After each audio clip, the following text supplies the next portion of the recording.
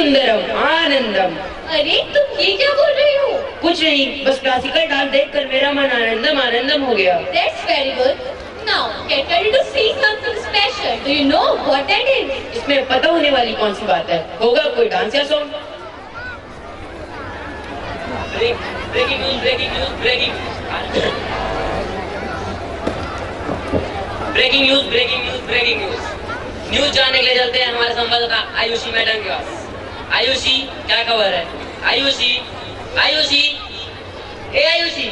What happened? I'm here only. What's the matter? बताओ क्या खबर है आज की? अच्छा, माशी को खबर जानना है। पहले मेरी पगार बढ़ाओ तब बताऊंगी। नहीं, ये नहीं हो सकता। ये सब क्या ड्रामा कर रहे हो तुम कब से? Exactly. Life itself is a drama and we all are artists performing a character assigned to us by God. And our next performance is the play The Refund. The Refund by Fritz Guarantee is a hilarious literary masterpiece in an unusual way. An oversmart, cunning man in his 40s returns to his alma mater and demands for a refund of his fee that he had paid 18 years back. And why was that? Why? Because he's jobless, broke, and to be precise, he's a shrewd man. He's crook and cunningly trying to make some easy money. But teachers are teachers. They are accustomed to challenges and very well know how to bring out the best out of a situation. Yes, the teachers intelligently emerge as a winner and teaches Mosokov a lifetime lesson. Ladies and gentlemen, we present the classical comedy The Refund.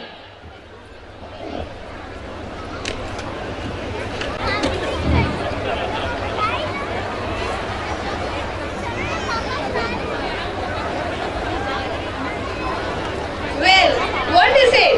A man outside, he wants to see you. I receive parents only during office hours. The particular office hours are posted in the notice board. Tell him that. Yes ma'am, but it isn't a parent. A pupil?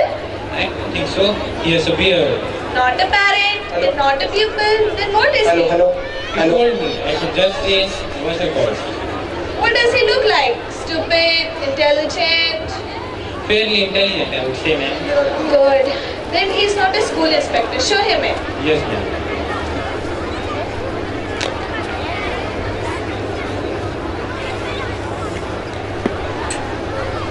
पूरा बेइज्जती die चलाओ गाड़ी पूरा photo लिया। How do you do?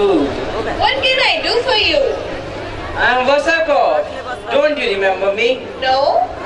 It's possible I have changed. What the hell? Your class records will show I have got a right to come here. The class records? How so? Miss Principal, if you please. I'm Vasakov. Doubtless. But what has that to do with it? You mean to say you don't even remember my name? No, I imagine you wouldn't. You were probably glad to forget me. Miss Principal, I was a student in this school 18 years ago. Oh, were you? Well, what do you want from me now? A certificate? Since I am bringing back the leaving certificate you gave, I suppose I can... No, that isn't why I came here. Well... As a former pupil of this school, I want you to refund my fees. Which I paid you for my education 8 years ago. You want me to refund your tuition fees? Exactly, the tuition fees. You are a rich man. I tell you to keep them. So far as I am concerned, what the hell? But I am not a rich man and I need the money. Why do you want it back? Because I didn't get no fees worth, that's why.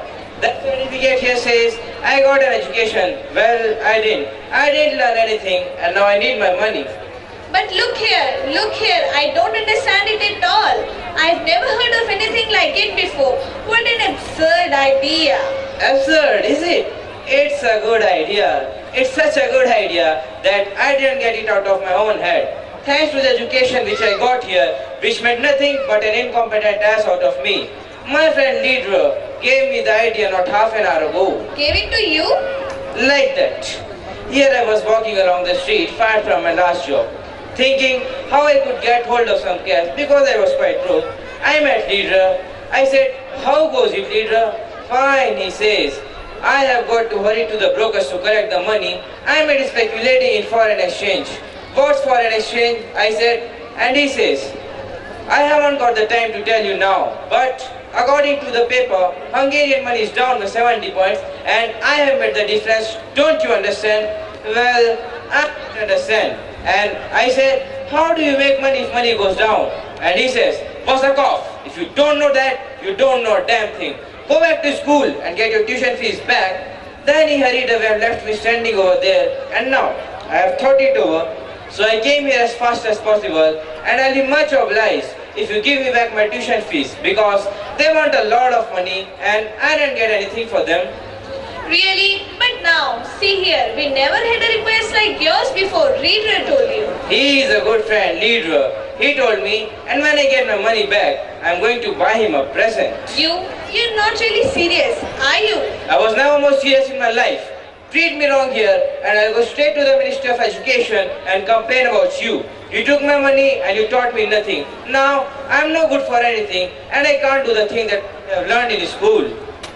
My dear sir, Vasukov, please go away quietly. I'll think of the matter after you've gone. No, you don't get rid of me so easy. I'll go after everything's being settled. I was given the instruction here in exchange for money so that I might be able to do something. But I can't do anything because I was taught so badly and anybody can see I ought to. And what makes you think you can't do anything? Everybody thinks so. If I get a job, I can't keep it. Give me an examination and tell me what I ought to do. Call in the masters and let them say. What a distressing business. How unfortunate. You really want to take another examination? Yes, I have a right to take one. What an unusual case. I have never heard of anything like it before. I shall have to consult the staffs. I shall have to call a conference. Will you wait in the waiting room and give me a few minutes? Yes, be quick. I have got no more time to waste.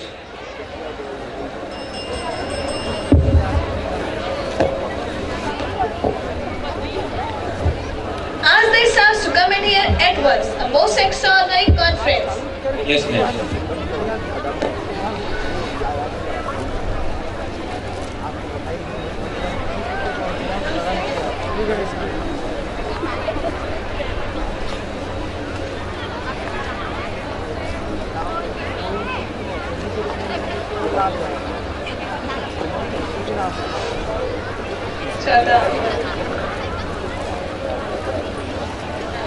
Gentlemen, I have asked you to come here on account of a most unusual state of affairs. It is unprecedented. In the 30 years that I have been a schoolmaster, I have never heard of anything like it before. Never so long as I live shall I expect of anything like it. Sit down, gentlemen. I shall open the conference. It is unprecedented, incredible and fantastic. A former pupil has come to see me, an individual named Masukov, who brought up a question which I have never encountered in my many years of experience. I have never heard of anything like it before.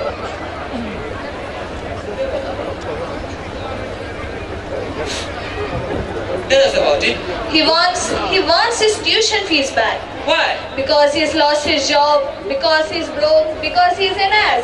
I should be glad to have you express your views on this unparalleled case.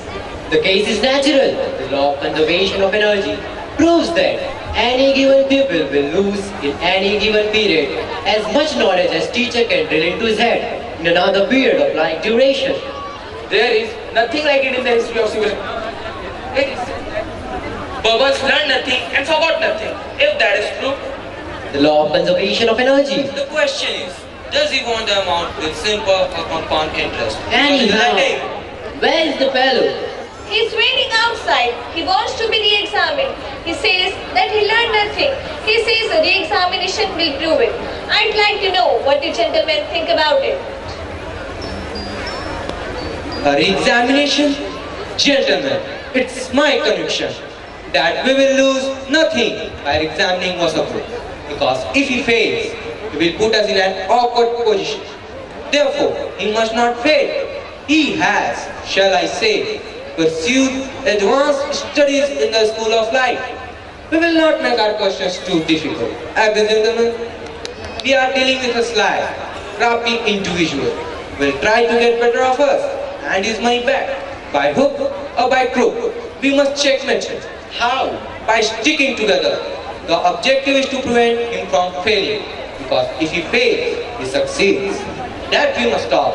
Because if he fails, tomorrow there will be 2 more former pupils. And the next day, a dozen. We must back each other up, gentlemen, so that this painful affair doesn't become a pedagogical scandal. We will ask him questions. Whatever his answers, we agree beforehand that they are correct. Who will decide? I, if you will permit, Mr. Principal, let us proceed with the examination. We will show the former pupil that we too can be shrewd. Is this chance of something going wrong? Suppose it gets into the newspapers? Leave it to us.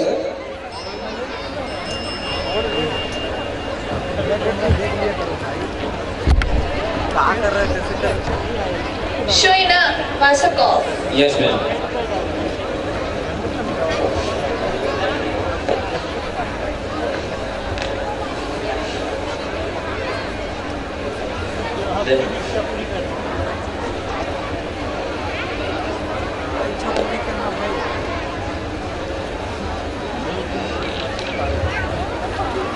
How do you do? Who the hell are you? Sit down, you loafers. How dare you? Please, sit down, you loafers.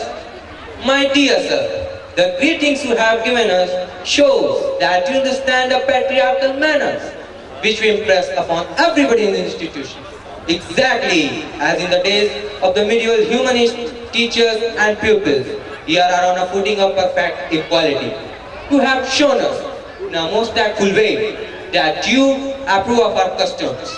That is good of you, and I am sure that my colleagues will agree that the pupil Vasako who appears before us for examination need not be examined in what appertains to gentlemanliness.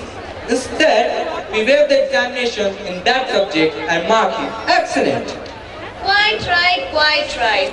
Manners, excellent. Agreed. All right, if you say so. What the hell? I don't give a damn for the lot of you. My being gentlemanly isn't going to pass the examination. Let me fail as quickly as possible and you give me back my money. Everything else is just nonsense. Speaking for the staff, we agree with you. Your explicit courtesy will not affect us one way or the other. We'll examine you and replies to our questions. Take notice of that. All right, if you say so. I need money. Go to it. Ask me questions, Professor. I mean long-eared essays.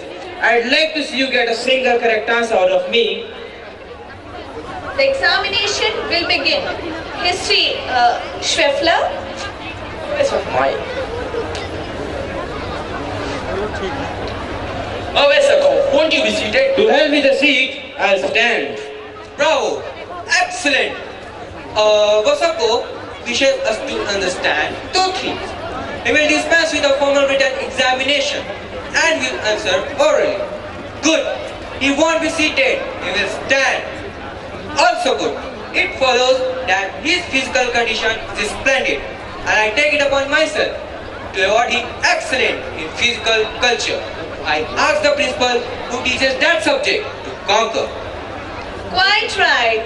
Physical culture, excellent.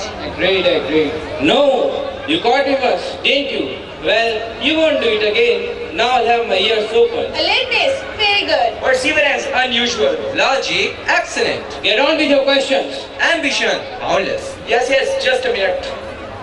What's the matter, Schweffler? Aren't you prepared? A moment. Oh, you can't think of a question that's easy enough. You are always a numbskull. Candidate, answer this question. How long did the 30-year war last? I mean to say, I don't know. Please answer my questions. I am sure you know. Give me the answer. Well, Miss Principal, this is no way to run an examination. This fellow is trying to make me cheat. I shall deal with this decisively. Go away. How long did the 30-year war last? Was that the question? Yes. I know of fact that the candidate has shown us that his thought processes are not merely superficial and that he has investigated on the subject in accordance with modern researches based on Relativity, of course. The quantum theory, Planck, Einstein, it's all very simple. don't say another word, you understand it perfectly. Einstein has taught us that the time is as well as space and matter. It consists of atoms and can be synthesized to a unified whole and may be measured like anything else. Reduce the mass system to a unit and a year may be represented by a meter or 7 years by 7 meters. Or we may even assert that 30 years or last 7 years only because the actual warfare took place during half of each day. That is to say, 12 hours out of 24 and 30 years at once become 50. But not even 15 years were given up to incessant fighting, for the combatants had to eat 3 hours a day, reducing our 15 years to 12. And if we deduct from these the hours given up to noonday siesta, to peaceful diversions, to non-warlike activity, to social distractions, we are left only with the time which the candidate has represented to the Einsteinian equivalent of 7 meters. I take it upon myself, gentlemen, to propose a grading of very good in history. Oof. bravo, excellent. But I don't see. That ends the examination in history. History, very good. Now the examination in physics. Now we'll see something, you tricksters. Come, come. Well, what's going to happen? Ask your questions or don't. I haven't got any more time to waste. Oh, now I remember you. Do you know what we used to call you behind your back? We called you cannibal because you were always chewing your thumb just as you're doing now. Oh, by the way, do you remember the day you tripped and fell flat in the eye? Do you know who turned the string from desk to desk? So you do that, I did it. You. Don't get excited, little man. Ask me a hard question instead. Plow me. Kind of you. Very kind of you. Now tell me, where's God? Do clocks in church, steeples really become smaller as you walk away from them? Or do they merely appear to become smaller because of an optical illusion? What an absolute rot. How should I know? Whenever I walk away from clocks, they get larger, invariably. And when I want them to get small, I turn around and walk straight to them. But they're not small at all. In a word, therefore, in a word. In a word, therefore, you gave me a pain in the neck. You are an ass. That's my answer. Is that your answer? Correct. A difficult answer, but a most brilliant one. I'll explain. That is to say, I'll explain. When we talk of an ass, we always notice. Yes. That his look is sad. Therefore, I've got it. What have you got, you whiskered baboon? I've got it, and the answer is correct. Why is the look of an ass so sad? Because we are all the victims of illusion. But what illusions can affect the extremely primitive and perceptive powers of an ass? Obviously, the illusions of the senses. Since the ass, like us, observes that objects appear to become smaller as he moves away from them, the candidate has given us a most excellent answer in calling our attention towards a clock. In this case, a clock is ascribed to an optical illusion. Therefore, I certify that the candidate may be given very good in physics. Bravo. I protest. Physics, very good. The examination, geography. So, here you are. Just look at him. How are you anyhow, nitwit? I beg your pardon. My name used to be in our class book, didn't it? You're reprobate, you just wait. I'll fix you all right. Tell me, candidate. I'll tell you. Boast that in this school a pupil simply cannot fail.